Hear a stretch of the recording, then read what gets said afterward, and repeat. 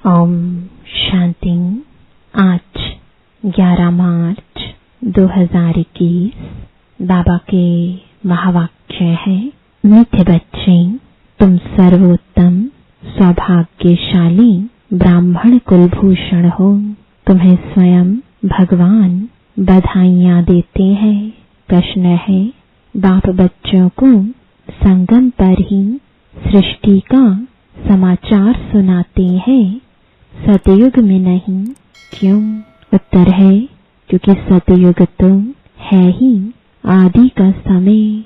उस समय सारी सृष्टि का समाचार अर्थात सृष्टि के आदि मध्य अंत का ज्ञान कैसे सुनाएं? जब तक सर्कल रिपीट ही नहीं हुआ है तब तक समाचार सुना ही कैसे सकते?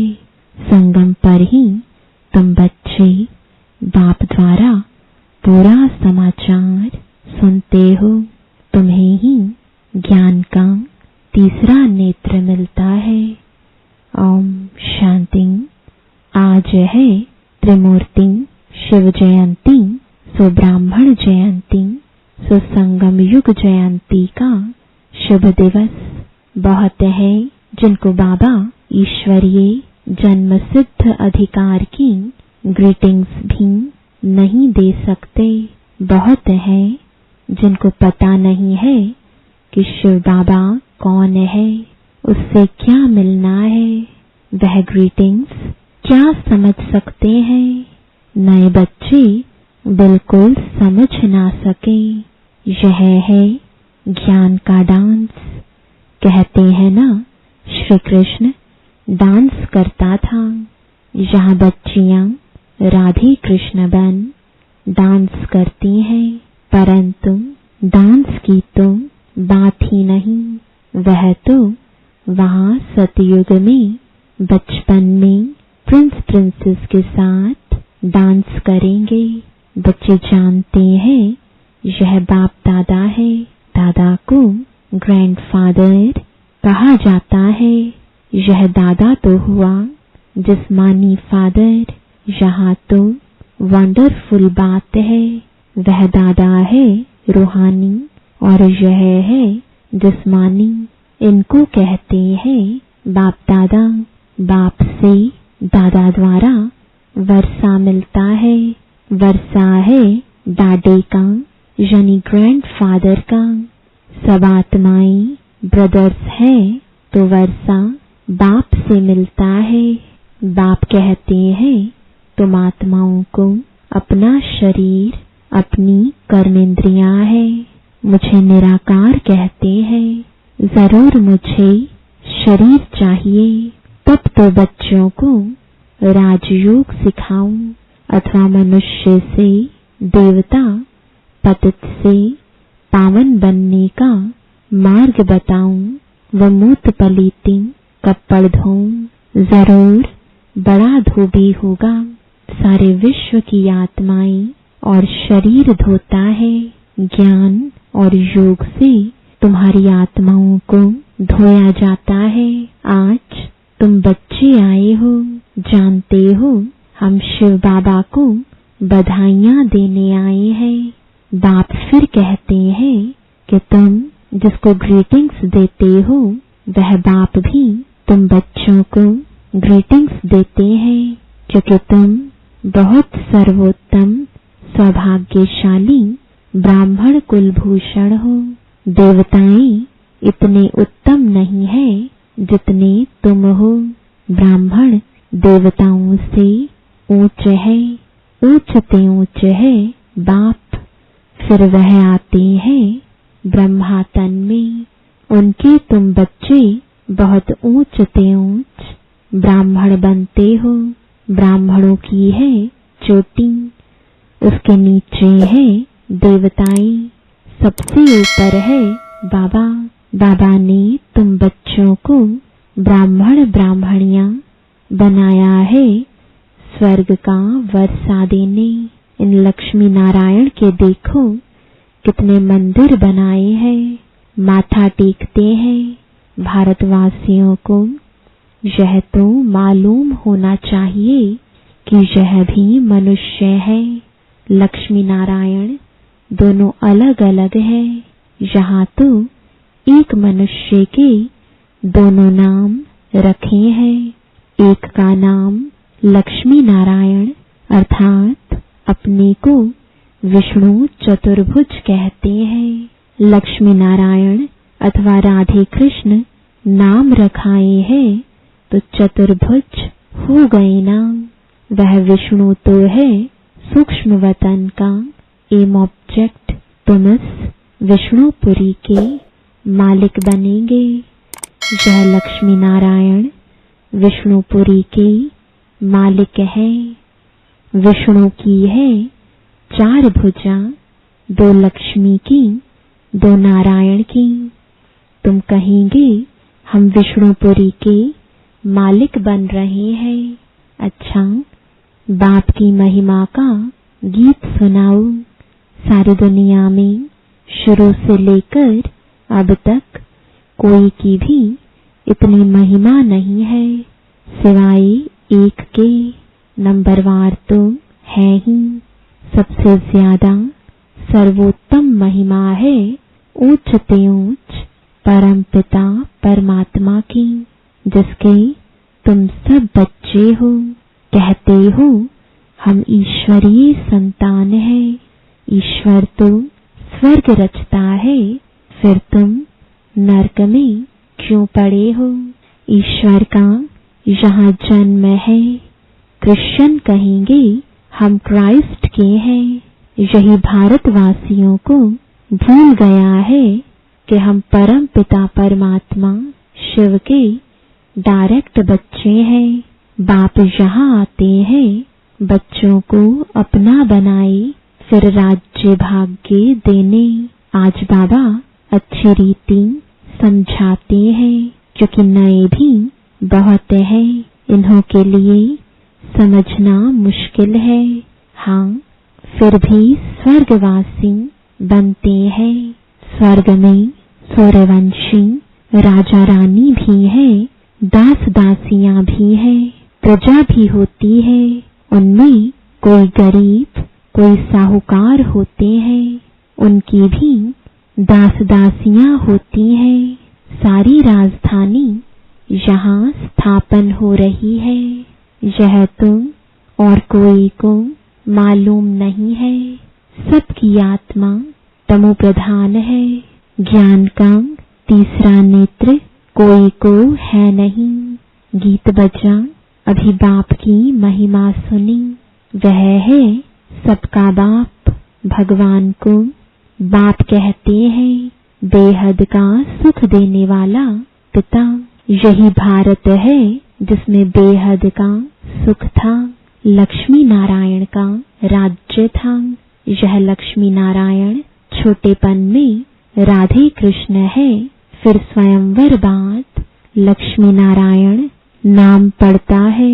इस भारत में 5000 वर्ष पहले देवताओं का राज्य था।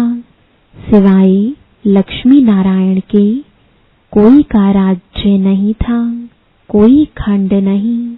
तो अब भारतवासियों को भी जरूर मालूम होना चाहिए कि लक्ष्मी नारायण ने आगे जन्म में कौन से कर्म किए। जैसे कहेंगे बिड़ला ने कौन से कर्म किए जो इतना धनवान बना। जरूर कहेंगे अगले जन्म में दान पुण्य किया होगा। कोई के पास बहुत धन है, कोई को खाने के लिए नहीं मिलता, क्योंकि कर्म ऐसे किए हैं। कर्मों को तो मानते हो। कर्म अकर्म विकर्म की गति गीता के भगवान ने सुनाई थी, जिसकी महिमा सुनी। शिव भगवान है एक, मनुष्य को भगवान नहीं कहा जाता है। अब बाप कहाँ आया है समझाते हैं। सामने महाभारत लड़ाई खड़ी है तो मीठे बाबा समझाते हैं। इनको दुख में सब याद करते हैं। दुख में सिमरण सब करे। शिव बाबा को दुख में सब याद करते हैं, सुख में कोई नहीं करता। स्वर्ग में तो दुख नहीं था, वहाँ बाप का पाया हुआ वर्षा था। 5000 वर्ष पहले जब शिव बाबा आया तो भारत को स्वर्ग बनाया। अब नर्क है, बाप आए हैं स्वर्ग बनाने। दुनिया को तुम पता भी नहीं, कहते हैं हम सब अंधे हैं। अंधों की लाठी आप प्रभु आओ, आकर आंखें प्रदान करो। तुम बच्चों को ज्ञान का तीसरा नेत्र मिला है। जहाँ हम आत्माएं रहती हैं वह है शांति धाम। बाप भी वहाँ रहते हैं। तुम आत्माएं और हम रहते हैं। इनकी आत्मा को कहते हैं मैं तुम सब आत्माओं का बाप वहाँ रहता हूँ। तुम पुनर्जन्म का पाठ बजाते हो, मैं नहीं बजाता हूँ। तुम विश्व के मालिक बनते हो, मैं नहीं बनता हूँ। तुमको 84 जन्म लेने पड़ते हैं। तुमको समझाया था कि हे बच्चे, तुम अपने जन्मों को नहीं जानते हो। 84 लाख जन्म कहते हैं, यह झूठी बातें हैं। मैं ज्ञान का सागर पतित पावन हूँ। मैं आता तब हूँ जब सब पतित है, तब ही आकर सृष्टि के आदि मध्य अंत का राज समझाए त्रिकालदर्शी बनाता हूँ। बहुत पूछते हैं पहले पहले मनुष्य कैसे रचे, भगवान ने सृष्टि कैसे रची। एक शास्त्र में भी दिखाते हैं प्रलय हुई, फिर सागर में पीपल के पत्ते पर बच्चा कृष्ण आया। बाप कहते हैं ऐसी कोई बात नहीं, यह बेहद का ड्रामा है। दिन है सतयुग त्रेता, रात है द्वापर कलयुग। बच्चे बाप को बधाइयाँ देते हैं। बाप कहते हैं तत्त्वम, तुम भी 100% दुर्भाग्यशाली से 100% सौभाग्यशाली बनते हो। तुम भारतवासी वह थे, परंतु तुमको पता नहीं है। बाप आकर बताते हैं तुम अपने जन्मों को नहीं जानते हो। मैं आकर बताता हूँ तुमने 84 जन्म लिए हैं। बाप तुमको संगम पर सारे सृष्टि का समाचार सुनाते हैं। सतयुग में थोड़े ही सुनाएंगे। जिस समय सृष्टि की आदि मध्य अंत हुई नहीं तो उसका समाचार कैसे समझाई। मैं आता हूँ अंत में कल्प के संगम युगे। शास्त्रों में लिखा है युगे युगे कृष्ण भगवान वाच, गीता में लिख दिया है। सब धर्म वाले कृष्ण को भगवान थोड़े ही मानेंगे। भगवान तो निराकार है ना, वह है सब आत्माओं का बाप। बाप से वर्षा मिलता है। तुम सब आत्माएं भाई भाई हो। परमात्मा को सर्वव्यापी कहने से तो फादरहुड हो जाता है। फादर को कभी वर्षा मिलता है क्या? वर्षा बच्चों को मिलता है। तुम आत्माएं सब बच्चे हो। बाप का वर्षा जरूर चाहिए। हद के वर्षे से तुम राजी नहीं होते हो, इसलिए पुकारते हो। तुम्हारी कृपा से सुख घनेरे मिले थे, अब फिर रावण द्वारा दुख मिलने से पुकारने लगे हो। सबकी आत्माएं पुकारती हैं क्योंकि इनको दुख है, इसलिए याद करती हैं बाबा आकर सुख दो। अभी इस ज्ञान से स्वर्ग के मालिक बनते हो। तुम्हारी सदगति होती है, इसलिए गाया जाता है सर्व का सद्गति दाता एक बाप। अभी सब दुर्गति में है, फिर सर्व की सद्गति होती है। जब लक्ष्मी नारायण का राज्य था तो तुम स्वर्ग में थे, बाकी सब मुक्ति धाम में थे। अब हम बाप द्वारा राजयोग सीखते हैं। बाप कहते हैं कल्प के संगम पर मैं तुमको पढ़ाता हूँ, मनुष्य से देवता बनाता हूँ। अभी तुम बच्चों को सारा राज समझाता हूँ। शिवरात्रि कब हुई है यह तो मालूम होना चाहिए। क्या हुआ, शिव बाबा कब आया, कुछ नहीं जानते तो पत्थर बुद्धि ठहरे ना। अभी तुम पारस बुद्धि बनते हो। भारत पारसपुरी गोल्डन एज था।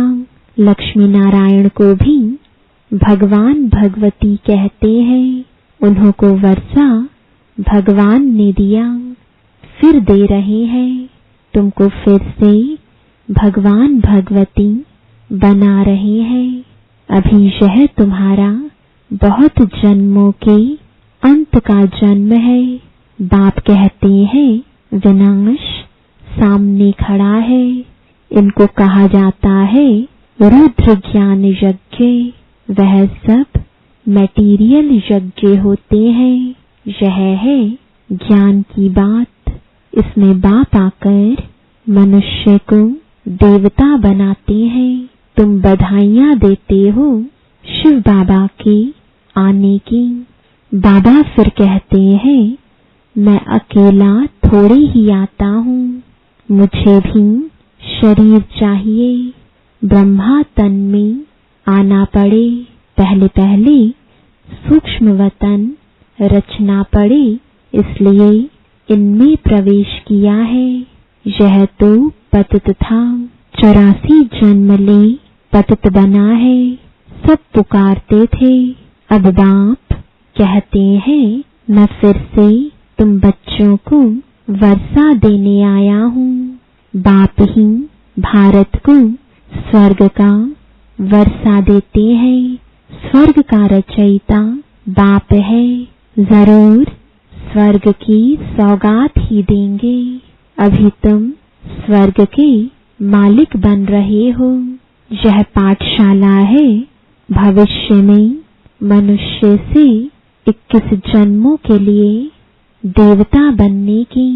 तुम स्वर्ग के मालिक बन रहे हो। 21 पीढ़ी तुम सुख पाते हो। वहाँ अकाले मृत्यु होती नहीं। जब शरीर की आयु पूरी होती है तब साक्षात्कार हो जाता है।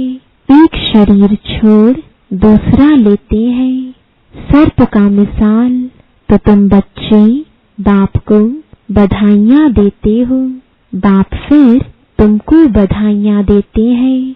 तुम अभी दुर्भाग्यशाली से सौभाग्यशाली बन रहे हो। पतित मनुष्य से पावन देवता बनते हो। चक्र तो फिरता है। यह तुम बच्चों को समझाना है। फिर यह प्रायलोप हो जाता है। सतयुग में ज्ञान की दरकार नहीं रहती। अभी तुम दुर्गति में हो, तब इस ज्ञान से सद्गति मिलती है।